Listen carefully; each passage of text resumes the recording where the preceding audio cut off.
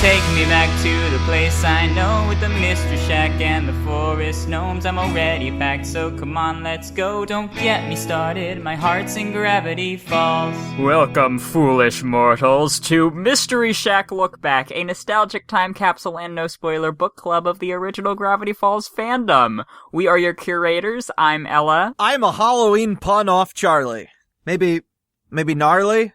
No. Yeah. I mean, for on Twitter, I am Ella!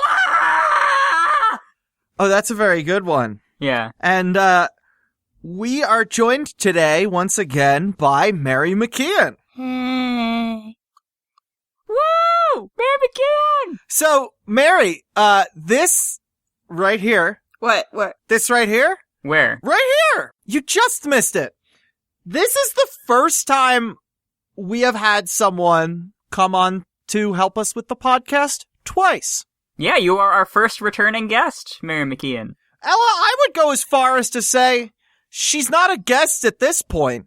Right, so what you're saying is if we are the curators of this Gravity Falls museum of sorts... Today is Mary's graduation into docent of this museum. I love that. I love that you came up with that right on the spot there. Makes me regret introducing myself with a very meek hi. All right, let's do it.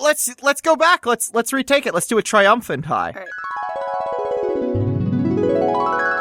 Hi. All Ooh, right. that was good. Okay, Mary, place your right hand over your heart or in the air, whichever is more comfortable. Well, you need to place one hand on this journal number 3. Oh, place one hand on on this copy of Journal 3 and the other in the air. Yes. We have our initiation. This is the oath that people take when they become docents of our audio museum. This is your graduation ceremony. Yeah.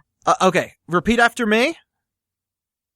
I said repeat after me. Repeat after me. I state your name. I, Mary McKeon, Do solemnly swear to uphold the duties of a Mystery Shack Look-Back docent. to uphold the duties of a Mystery Shack Look-Back docent. To preserve the history. To preserve the history. And protect the mystery. And protect the mystery. Of the Gravity Falls fandom. Of the Gravity Falls fandom. To clean the Hall of Conspiracies. To clean the Hall of Conspiracies. Every day. Every day. With Conspiracy Safe Cleaner. With Conspiracy Safe Cleaner. And to buy Ella and Charlie dinner before the Neil Hamburger Show. And to buy Ella and Charlie dinner before the Neil Hamburger Show. She said it, Ella. I don't know. That's really nice of you, Mary. I was Wow. going to ask if he wanted to grab dinner. I wasn't specifically going to ask if he wanted me to pay. So now, are we doing the blood part, or do we not? Oh, yeah. No, I actually already got some of Mary's blood from when we kidnapped her in her first cool. appearance Yeah, in Hand That Rocks the Mabel. So we'll just... Okay, that's why there was a bandage on my arm. Okay. Yeah, we'll just reuse that for the blood oath. Mary, your first task as a docent of this little audio-based museum that we've crafted, the first thing that we are going to discuss with your new promotional position. Do you remember Dog with a Blog? Do you remember Dog with a Blog? I do. There was a dog. He had a blog. The blog was not a very big part of the show, but he did have one. It really wasn't. It's more a dog show featuring blog. It was a framing device, but it wasn't really about him having a blog. So, here's my experience with Dog with a Blog. I was an adult when it came out, and too old to watch Disney Channel sitcoms.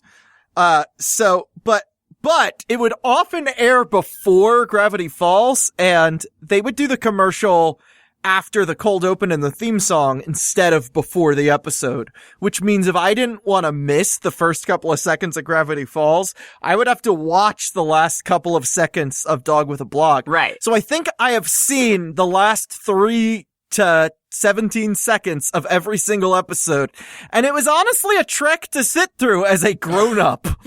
Yeah.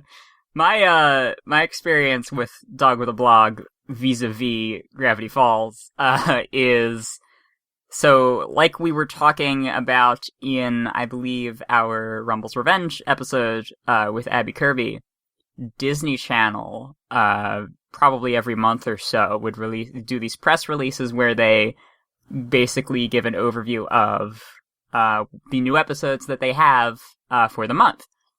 So that was something that the fandom kept an eye on to see when new Gravity Falls episodes would come out, as the airing schedule became more spaced out and less predictable.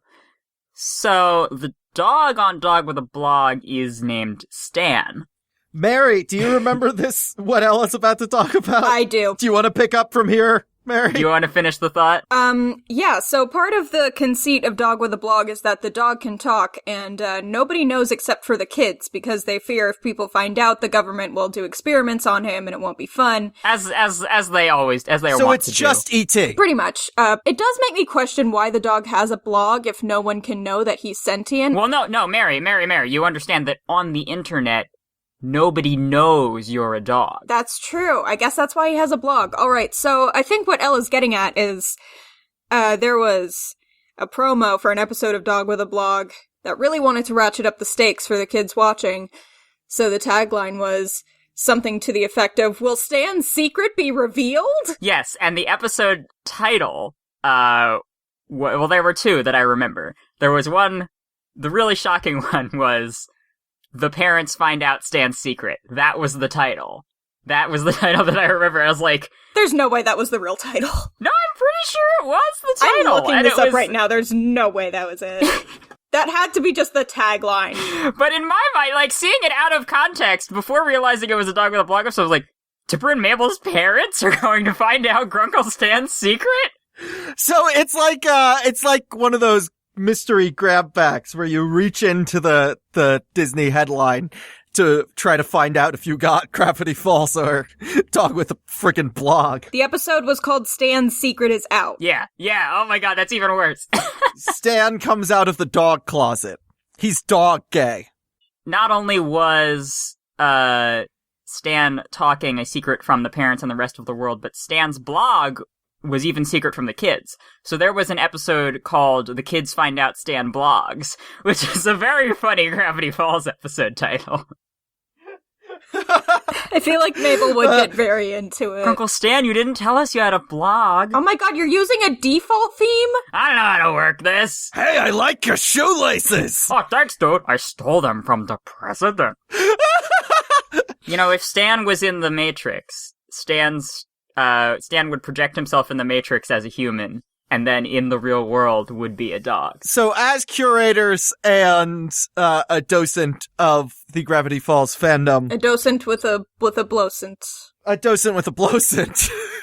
To truly preserve how Gravity Falls first aired, you guys need to watch an episode of Dog with a Blog before you put on the podcast every single time. But just the last scene, just the credits tag. Yeah. I'm gonna check if Dog with a Blog is on Disney+. It probably is. Oh god, I hope Tony lands on it at some point. Well, we'll link it in the description if it is. I remember thinking it wasn't that bad.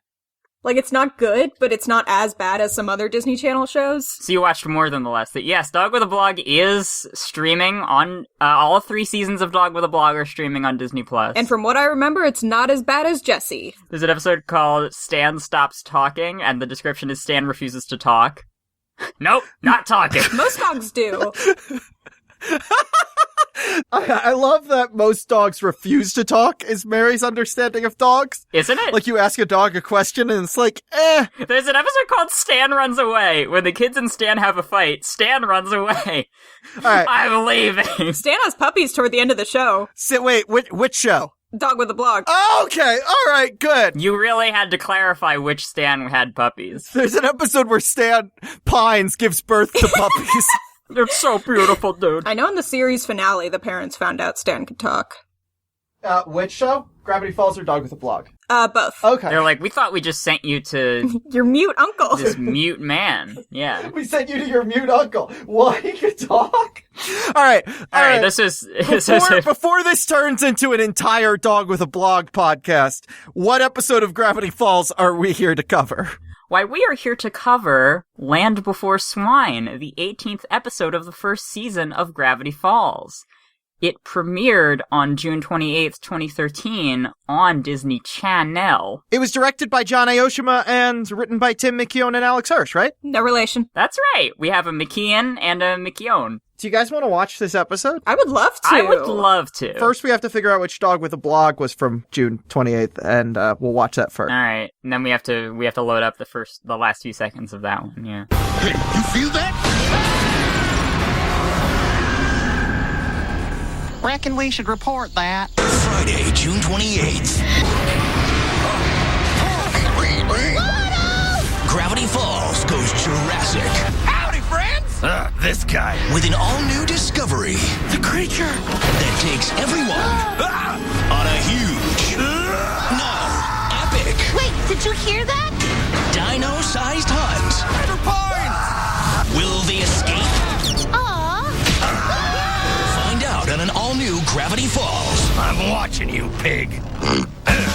Friday, June 28th at 9, 8 Central on Disney Channel. High five! We just watched Land Before Swine. Docent Mary McKeon, what did you think of that episode? That is one of my favorite episodes of all time. It's probably my favorite of season 1.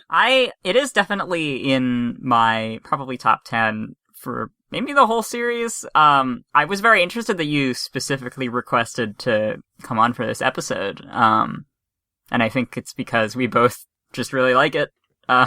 And we were right, this is the episode in which Stan stops talking. It is. Well, he stops being heard. There's a difference. But it is a parallel to that Dog with Blog episode. It is similar, yeah. So I remember when this episode aired, I don't know if there were breaks that were long enough to really call hiatuses, but Boys Crazy, the previous episode aired in April, and this aired in June, and I think, they were going from, we remember the initial run of episodes was every week, and then it kind of became every 2 weeks or so, and then it was, getting to a point where not knowing when the next episode... I remember specifically after Boys Crazy, not knowing when the next episode would air, kind of a breaking point for me. I was like, okay, this isn't fun anymore. But, Yeah, well, don't worry, that's probably the last big wait you'll have between episodes. Yeah, exactly. That's what I'm saying. I was like, okay, this is the last time, guys, the last time. That is an unreasonable way to air a show. At least it wasn't a whole year or something. Anyway, Mary, why is this one of your favorites? I think, I love a good Mabel episode. I love the dynamic between her and Stan, and up to now, Stan really hasn't been that big a part of the plot in any of these. They're always getting him out of the way somehow. Right. He gets to go on the adventure because, as they kind of justify as dinosaurs aren't magic, they're just big lizards, because it's kind of one of the unspoken rules of the show at the moment that Stan has to be hidden from the magic plot lines. But this isn't, you can rationalize this as, there's a tangible rational explanation for it in universe. Right. He's seen it. They all saw it together. So As a family. What? They all saw it together as a family. They got traumatized together. It brought them closer together. When I messaged Mary last night asking if she was excited for this, she was like, I'm excited to cry over Stan and Mabel's relationship. No, literally, yeah. I was about, I get very emotional in this episode. I think it's something that we discovered we have in common as we were... Well, first off, Mary and I were both... I would say the accurate term would be squeeing. I haven't squeed in years. Yeah. But I did squee at a lot of Waddles in this episode, because he's just a little baby man. His little face. He's a little face. Yeah, I know! He's so, he's a lot more sincere in this episode than we've seen him a lot of the time. He admits... Waddles? Yeah. Well, Waddles too, though, I think. Yeah, but anyway. Stan is also pretty sincere. Toward the end of the episode, he admits to Mabel, he calls her his favorite niece, and he says, he just, admits to her, yeah, I didn't want you to stop talking to me, so I had to do this. Yeah, and he's like, yeah, that's how I feel. We've come a long way from the, from Tourist Trapped, where he's like, yeah, well, just, take something from the gift shop, whatever. I'm being nice, but I'm not going to tell you I'm being nice. Yeah, his icy, grunkly heart. has been partially thawed in the microwave of love. And what happened then? Well, in Gravity Falls, they say that Grunkle Stan covered his niece's face in sap and she died. Yeah, how does she breathe through that? I don't know, how do you get rid of sap? I think it's like getting chewing gum in your hair. I think it's peanut butter. Well, luckily Seuss always carries peanut butter in his truck. Of course he does. Not only Mabel and Stan's relationship draws me to this episode, but also Mabel and Waddles' relationship, because it's, you know, in Time Traveler's Pig, there's that line about, like, Waddles was always my soulmate. You said that about a ball of yarn once, so it's like, we're not really sure, like, how superficial. And then we see that ball of yarn in this episode, too. Both true. of them get captured by the pterodactyl. Yeah. It is a tragedy that the Mabel sweater got destroyed by that pterodactyl. And she worked so hard on it. Yeah. Aww. Oh, I thought it was pterodactyl. Well, nobody knows, because no one was alive. Well, the scientific debate rages about the pronunciation, yes. But I was saying that we, at that time, like, we weren't even sure, like, is Waddles gonna appear in the next episode? And then as he was becoming a fixture in the family, it's like, there's definitely others. But one of the only episodes that I ever got a little misty at, like, one of the first times I watched it. Like, when she's like, my pig could be dead. Like, that's hard. That's a very real response, I feel like. Her, like, freaking out and, like, crying and just getting furious. It's easy to overlook that, because it's like, well, yeah, it is a dinosaur episode, but it's also like, yeah, and then I believe in the commentary they say, since Mabel loves talking so much, her refusing to talk, which happens in both this and Summerween, is like when you know something is really wrong. Yeah. And Time Traveler's Pig. Oh yeah. And, like, Stan kind of can't talk his way out of it. He has to actually solve the problem. Right, exactly. Yeah, and that's the only thing he's really good at thus far, is talking his way out of problems. Which Stan? Yeah, not the dog. Oh, okay, Grunkle Stan. Okay, cool. Dog Stan is also pretty good at it, I would imagine. Guy who has only ever seen Dog with a Blog. Oh, this is getting me I'm kind getting of Dog with a Blog vibes from this. because it's about how much someone loves their pet. I would do this for my bunny rabbit. We would all die for honey. I would. Yeah. With only the richest of creams. Tenderly, yeah. I love that line so much. I think about that constantly. It's a great line. It's just a great sequence. Stannis is, God, so good in this episode, and the moment where he has, like Mary was pointing out, that's one-sided conversation with Waddles, where he basically convinces himself to care, that as an extension of his care for Mabel, he cares about Waddles, but first he has to admit that he cares about Mabel. Yeah. We took away something very different from that scene. Like, I also took that away, but our initial response was, like, I was pointing out how funny it is that Stan is just, like, yelling at this pig who, like, doesn't have any thoughts in his brain. And Ella took the more sort of narrative, analytical approach. Yeah. No, yeah. Well, it's both, which is what I love. I love that this show is so good at that, because, yeah, we have, like, Stan antagonizing the pig, and then we have a reverse shot, and you just see, like, the soulless black eyes of Waddles. Well, it's not soulless, no it's thoughts, just brainless. head empty. Our youngest cat, Boop, he's not, the way his breed is described, he's a Nebelung, he's described as having a mild disposition. For us, we've always been like, oh, he doesn't have a brain. And so, like, when he's just, like, sitting there, like, staring into space, my mom will be like, oh, his head's just like, bzz. And that's how I imagine Waddles in that moment, just, bzz.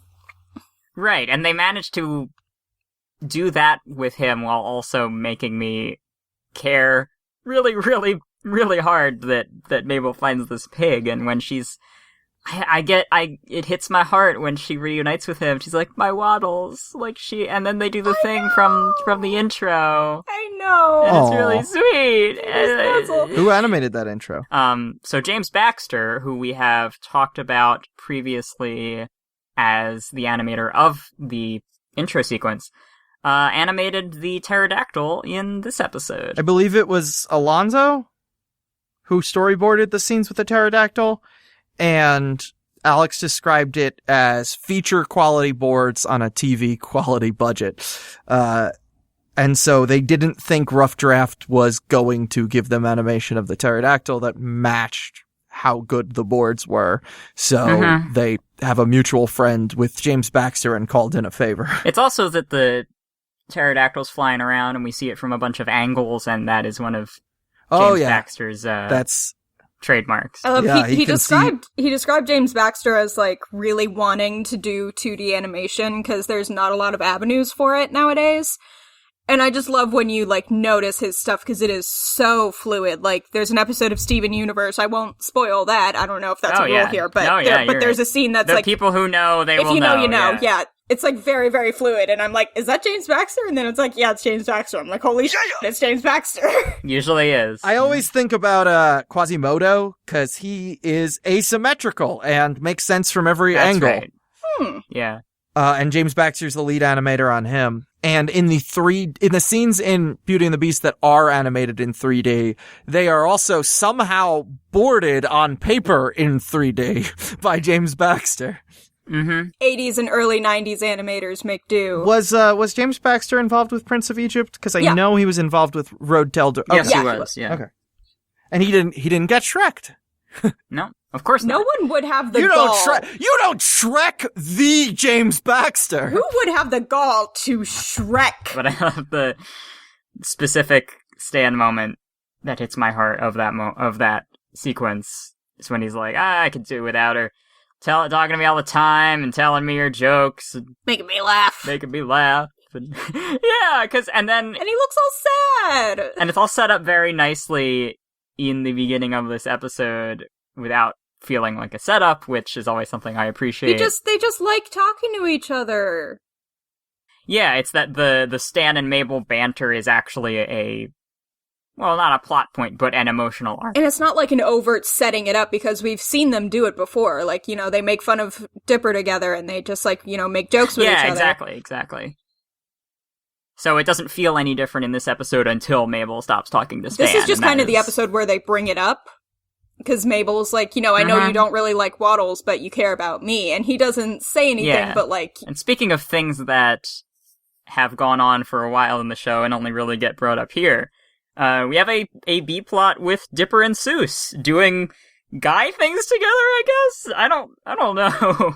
It exists in the background because, like, they microwave the hot dogs, and they, like, Seuss is his amiable sidekick with the pickup truck and fight fighters. And again, this is just the first time it's really brought up, and it's a part of the plot. Yeah, I kind of am able to overlook the lack of consistency and, like, Dipper and Seuss being, like, bros, because he likes everybody. It's believable that he has this close relationship with everyone in the family. It's just weird that Dipper and Seuss do things separate from everyone else. I don't know. Maybe just Mabel didn't want to catch pictures of a dinosaur that day. She's like, no, I want to hang out with my pig. And they address that Seuss, is a little clumsy. And he knows I just totally killed that fairy! Yeah. And I love almost ran over my own head there. Huh. Wow. Seuss has a brief existential crisis. Yeah, because, like, he didn't care when the submarine trickster ate him. Like, he didn't. So not only is this a fantastic Grunkle Stan and Mabel and Waddles episode, it's a fantastic McGucket episode because McGucket gets to go on the adventure with us. He's so funny in this. The reason they were originally surprised that Disney Channel loved McGucket is they just saw him as a stock prospector character, which is what he was in Gobblewonker. I love that the joke is shifting into becoming how feral he is. Like, he's just he's the first feral human. Yeah. There's specifically that shot that we had to pause on where everybody else is arguing when they're in the dinosaur caves, and McGucket is like, his mouth is open and he's smiling and he's on all fours. He's like, my favorite line of his being when they're like, McGucket, do you have an invention that can distract the pterodactyl? Do I? Nope! My absolute favorite, probably my favorite joke from this episode, and maybe my favorite McGucket joke of all time, is when Mabel runs across the train tracks to get to Waddles. Oh, is someone speaking? Because I can't hear anything! And McGucket goes, oh no! She's gone deaf with fear! My favorite McGucket line from this episode is, I ate my way through a dinosaur! That's right, because the dinosaur has also stolen McGucket's musical spoons. And at the end of the episode, we see that McGucket's emerge from a dinosaur stomach with the spoons. He has dug his way through the stomach lining of a baby pterodactyl. I'm sure the baby's fine. Yay! Yeah, I'm sure. He's resting. Sure. And we were pointing out that the way the dinosaurs were preserved was much like the amber encasing the mosquito in Jurassic Park. Here it is tree sap that has encased the entire dinosaurs. Tree sap is a very thick sweetener that turns solid when it congeals. So is peanut brittle, which is how in Irrational Treasure Quentin Tremblay prolonged his life for 100+ years. I remember seeing one of the promo images for this episode, and it was the, Dipper, Mabel, Seuss, and Stan all screaming, but McGucket was also there, and I got really excited that McGucket was coming on the adventure. Because he's been involved in the plot in a few episodes now. Maybe 2. But he hasn't really been part of the crew. He's great. I want to see him on many more adventures. McGucket 100 years. McGucket.com. Old man McGucket 1,000 years. I love the first shot where you see the mosquito in the sap. It's like, first of all, it's a really, really pretty shot. That's a really pretty environment. Yeah, it's the rack focus. The lighting is great. The way they...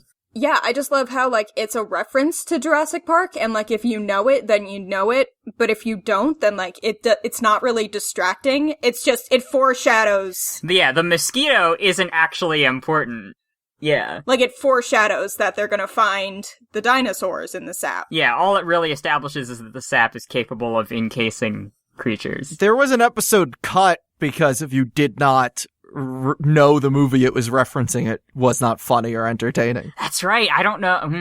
When should we talk about that? Let's just talk about it here, I guess. We're not going to get another... There's supposed to be an episode where a Goblin King and his puppets kidnap Dipper, and Mabel, instead of being focused on rescuing Dipper, is just hitting on the Goblin King that looks like David Bowie. Yeah, of course. And that was the entire plot, and Disney said, okay, if someone hasn't seen Labyrinth, what did they get from this episode? And then Alex was like, oh, you're right, and they didn't produce it. It also doesn't sound like there's a ton of conflict in that premise. Well, there was something. It was gonna be Dipper's fear of puppets and not liking the movie, and then Mabel going, "I wish the Goblin King would come and take my brother away." Well, yeah, that's some conflict with Dipper, but there's no conflict with Mabel, and there should be conflict in every part of it. Feels like it could be a segment of a Bottomless Pit anthology episode, not a full episode. I personally would hate myself if I did not bring up Bobby Renzabi. Yeah, there is an infomercial with a Billy Mays type who is screaming the whole time. His name is Bobby Renzabi, not only because Bobby and Billy are similar names, but because it was a crew nickname for supervising producer Rob Renzetti. Justin Roiland does the screaming voice, which doesn't quite sound like Billy Mays, and that kind of makes it work. It's not an exact 1-to-1, it's its own thing. Yeah, and it's also, he's a professional screamer, right?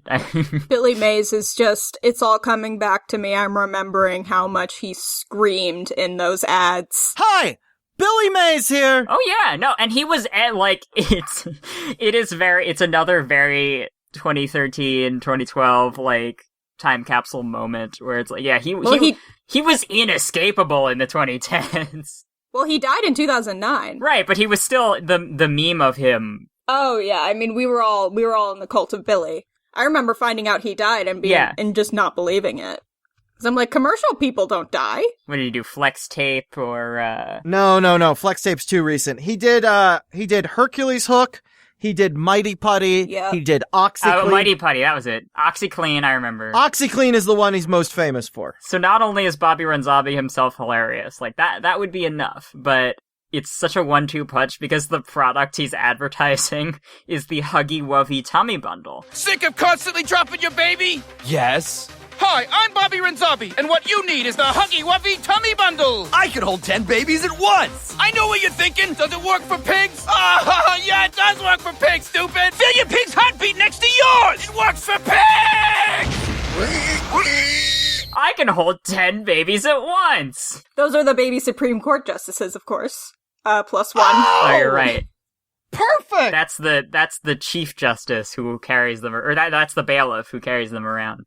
More like the bailiff, baby lift, more like the lift. Take your time. More like the baby lift. I was dropped as a baby. Cool! Oh, fun. What is the commercial at the end? Oh, arm pants. Arm pants. Hi, I'm Bobby Renzotti. Are your arms jealous of your legs? Then you need arm pants. The pants that you wear on your arms. Just want half an hour of fake infomercials from Bobby Renzotti. I mean, I want interdimensional cable, but for Gravity Falls. I want to see all of... Is he the Ants in My Eyes Johnson of this universe? Yeah, maybe he is, yeah. Johnson, my best friend. When the pterodactyl swoops down and grabs Waddles, there's a trash can that's knocked over, and the Baba CD is in one of the trash cans. Oh, no, Dipper's Baba CD. I wonder about the story behind that. I mean, the Doyleist explanation is just that it was something they had a model sheet for, and they just put it in there as a prop. And what is the Smithsonian, exhibition? Was it Dipper, is Dipper forgetting the lesson that he learned? Is he ashamed? Did he throw it out? Did Stan throw it out? Was he sick of hearing it? No. Dipper has embraced, his Baba fandom so much that he has purchased the special edition anniversary version of the CD. Why would he throw out the old one though? Why not sell it, It's not give it worth away, much, or something? because we're making the Worthless. shift. Maybe he overplayed it. Maybe It's, he Oh, it's all scratched it's up. 2013. We're Yeah. making the shift from CDs to streaming. Yeah, guys, I found Baba on Spotify. Now I can play it all over the house. Hey Dipper, you know what else is on Spotify? Mr. Shack Look Back and Into the Falls? Oh man, we didn't mention that at the top at all. Hey guys, I have a podcast. Well, did Mary do you have specific notes or observations? We've got a pretty gay cold open too. Yeah. Gotta talk about the cold open where Blubs and Durland are attacked by the pterodactyl and don't care. Interrupts their date. Yeah, I always get this moment confused from the one from Deep End, where in Deep End, I think someone just sped by. Probably just a dream. With you, every day is a dream. And this one, which I think is even better, Durland is doing like a Children's activity book. highlights magazine, I guess, Yeah. sort of maze. Maze rhymes with gays. It's true. So he fails the maze somehow. He draws a pencil line straight down into the obstacle on the maze. And he says, Dang it, I almost got the treasure.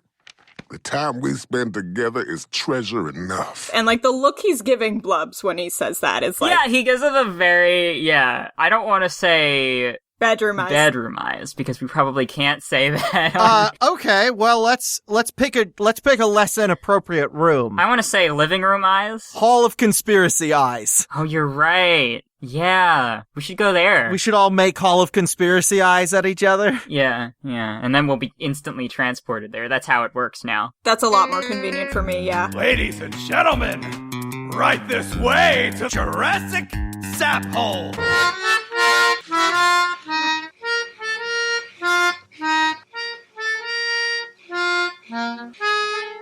We have a whopping 2 conspiracies today. Whoa. All right, so we're going to make Mary do all of them and we're going to kick back? Oh, we could. Alright, the first one comes from TV Trope's Wild Mass Guesses. It says it wasn't the summer heat that melted the dinosaur out. If it was, they would all have gone on a rampage during the deep end. Clearly something, or maybe someone, else released them.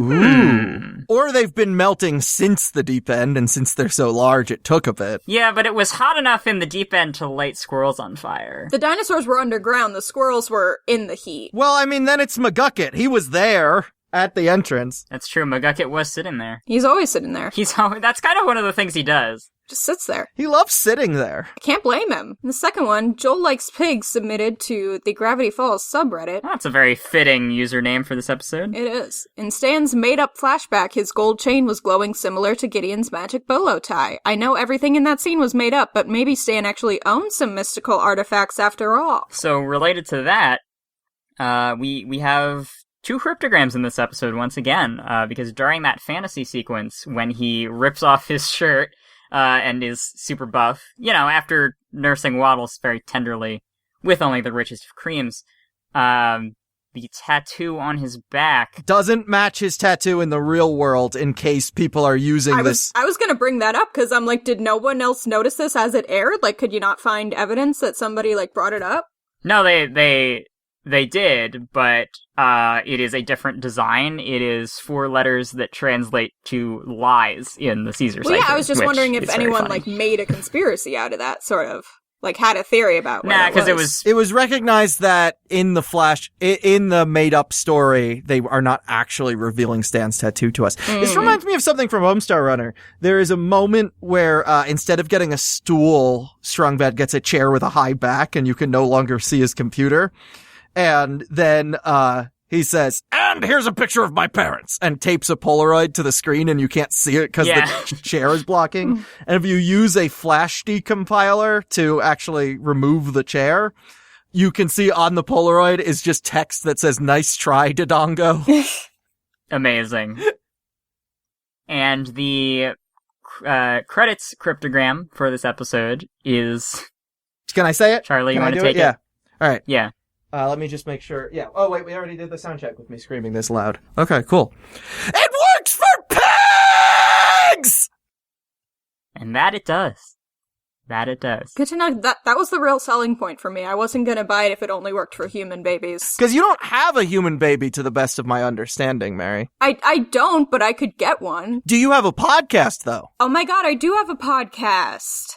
That's a great question. Maybe it'll work for my podcast. That's called Into the Falls, that I host with my friend AJ, who has not seen the show. What a fun concept where, so you basically go through the show, where you know all of the things, and AJ knows nothing. Yeah, I know lots of things, and AJ knows nothing except for what he's seen in the episode so far, but, past that, nothing. So that is Into the Falls, and we can listen to it where exactly?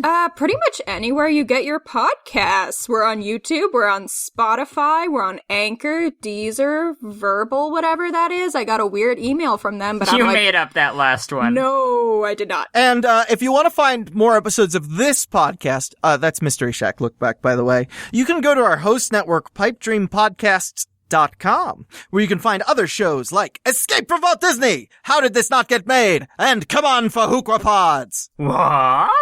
While you're there, you can find the links to our show's social medias and our Discord server. You can also contact us at mysteryshacklookback@gmail.com. Send us your fandom experiences, your fan theories from the time. Send us some beef jerky.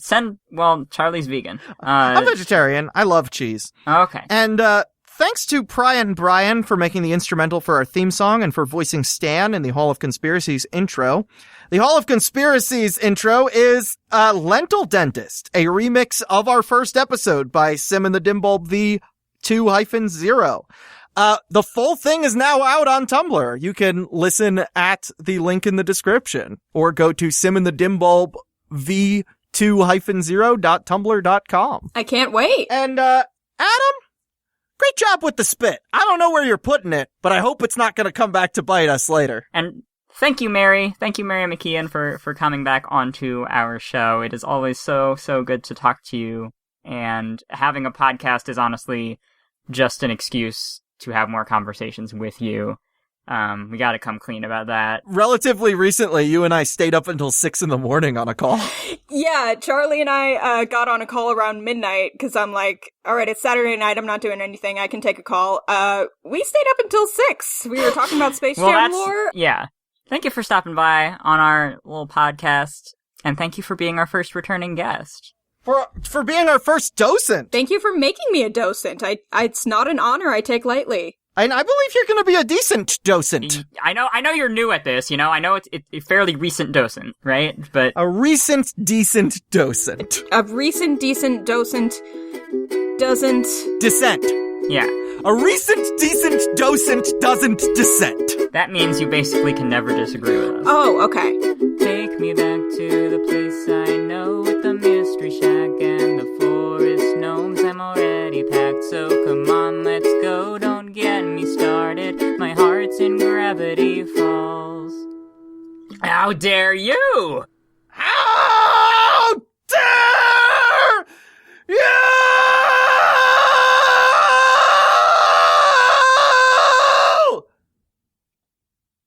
How are the levels? Good. You knew what I was testing. Good job.